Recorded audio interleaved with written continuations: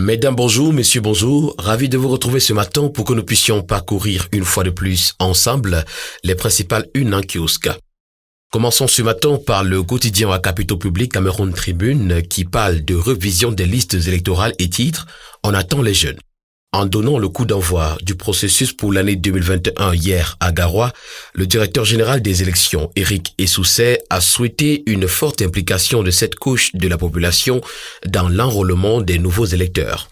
L'information se retrouve ce matin des pages 2 à 3. Le quotidien Cameroun Tribune parle également ce matin de gestion du mois de janvier, des stratégies pour éviter le gouffre. Dans les familles, tout comme en entreprise, ce mois est considéré comme le plus long de l'année et oblige à adopter des solutions de survie. D'après l'information que nous livre également ce matin Cameroun Tribune, des boutiques spécialisées sont ouvertes pour la promotion des produits du terroir. Mutation pour sa part parle de Yaoundé, le champ des ordures. La capitale est dans un état d'insalubrité à 10 jours de l'événement. L'enquête de la rédaction de Mutation se trouve ce matin à la page 5. La Nouvelle Expression, également un kiosque ce matin, s'intéresse au Conseil régional de l'Ouest et parle du message du président aux autorités. Jules Hilaire Foka prévient qu'il souhaite entretenir avec les représentants de l'administration des rapports de respect mutuel et non de subordination. Les concernés se reconnaissent et de chaudes empoignades sont en perspective. L'information livrée ce matin par la Nouvelle Expression se retrouve en page 2. Tribalisme également, retrouvons dans les mêmes colonnes du journal un témoignage de Monseigneur Ndongo. Chant 2021, l'équipe A' inquiète. Marché des entreprises publiques, la leçon inaugurale de Joseph Oona titre ce matin le quotidien de Phœbus Ndiaye, Le Messager. Le nouvel ouvrage du sémillant enseignant présente le socle des directives devant promouvoir la bonne gouvernance dans les processus liés à la gestion des achats au sein de ces entités. L'information se retrouve ce matin en page 2. Le Messager parle également ce matin de la région militaire interamé 3, les non-dits de la descente de Betty à Somo. La zone qui couvre les régions administratives du Nord et de la Damawa a récemment reçu la visite du ministre de la Défense. Mbam et Inubo également ce matin l'affaire Salif Adari Nyama, titre également le quotidien Messager. Et budget d'investissement public, le journal de projet du littoral est également à retrouver dans les colonnes du quotidien. La carte nationale d'identité présente un calvaire sans fin d'après l'information que nous livre en grande une ce matin le quotidien Le Jour. Et puis en petite une, Bibou Nissak, une décision d'une légèreté effrayante. La déclaration du porte-parole de Maurice Kamto devant le tribunal est à retrouver ce matin à la page 3 du quotidien Le Jour. Le quotidien présente également dans ses colonnes ce matin le journal des projets de la région de l'extrême nord, s'agissant du budget d'investissement public. L'Œil du Sahel parle également du budget d'investissement public et s'intéresse au même projet prévu dans l'extrême nord en 2021. En petite une également ce matin, l'Œil du Sahel nous parle de Ngawi où Moukta Amadama offre une maternité. Kaliari Ngetio également, 3 membres du comité de vigilance ont été tués par des terroristes. Et puis à Darak Banglois, 12 pêcheurs tués aussi par Boko Haram. Le journal Identité en kiosque ce matin revient sur le discours de Paul Biya le 31 décembre 2020 et parle de ce discours comme étant le discours de vérité d'une année 2021 difficile. La rétrospective sociale et économique de 2020 est à retrouver dans les colonnes du journal Identité, également l'intégralité du discours du chef de l'État camerounais. Conjoncture également ce matin dans les colonnes du journal Identité, les notes peu bonnes de la gouvernance camerounaise. Restons unis et déterminés. Cette phrase fait la grande une ce matin du journal Le Détective, revenant sur les paroles de son Excellence Paul Biya au soir du 31 décembre 2020.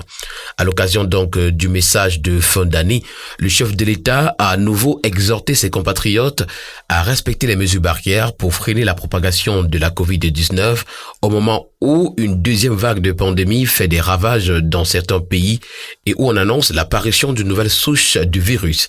Il a appelé les terroristes qui commettent sporadiquement des exactions et des crimes à déposer les armes et à rejoindre les centres de DDR où ils pourront être pris en charge en vue de leur réinsertion sociale.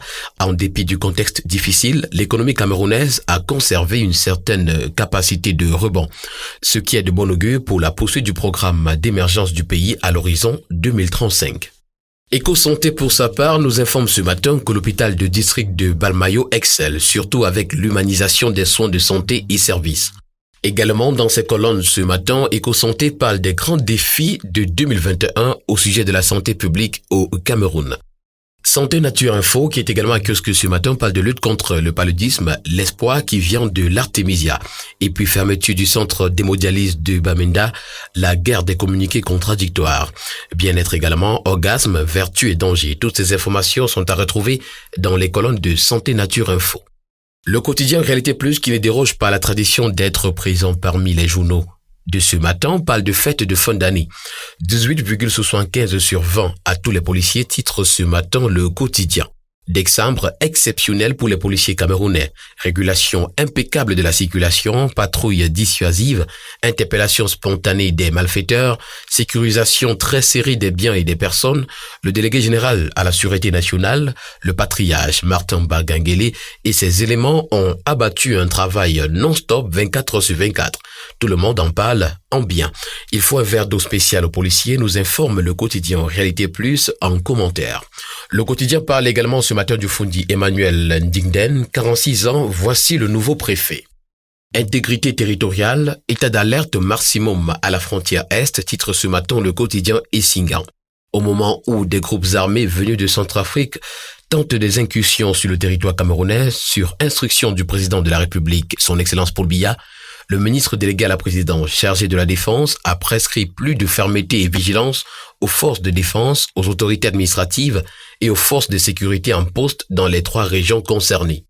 Autoroute Kribi, Lalobé également ce matin dans les colonnes du quotidien Essingan, les explications de Louis-Paul Motazé sont à retrouver. Également, harmonisation des départs à la retraite, Paul Biya sauve 10 000 fonctionnaires. Ecomaton fait la rétrospective de l'économie camerounaise en 2020. Réglementation, Sonara, Alucam, Socatral, Néo-Industrie, les petits pas de la décentralisation, hydrocarbures, toutes ces informations sont à retrouver dans les colonnes de Ecomatin avec comme invité de la rédaction Alamine Ousmane Mi, ministre de la Planification et de l'Aménagement du Territoire. Le journal Le Quotidien, pour sa part ce matin, parle de belles perspectives au sujet de la réduction de l'importation du poisson et du développement de la production nationale. Lutte contre la grande criminalité dans la ville de Bafoussam, un redoutable gang de malfrats a été mis hors d'état de nuire. Et puis, conseil d'administration de la Société immobilière du Cameroun, le budget de 18,6 milliards de francs CFA a enfin été adopté. Terminons ce matin par le journal Sa Presse qui parle des fêtes de fin d'année. Le ministre de la Défense arme le moral des troupes. Et puis programme Yaoundé Cœur de Ville, la capitale politique a besoin de 45 milliards de francs CFA. Mesdames et messieurs, c'est avec le journal Sa Presse que nous mettons un terme à cette autre édition de la Revue de la Presse. Nous vous prions de vous rendre dans les différents kiosques pour vous offrir, au prix de 400 francs seulement, votre journal pour ainsi participer significativement à la vie de la presse au Cameroun. Merci et bonne journée à tous. Au plaisir de nous retrouver demain.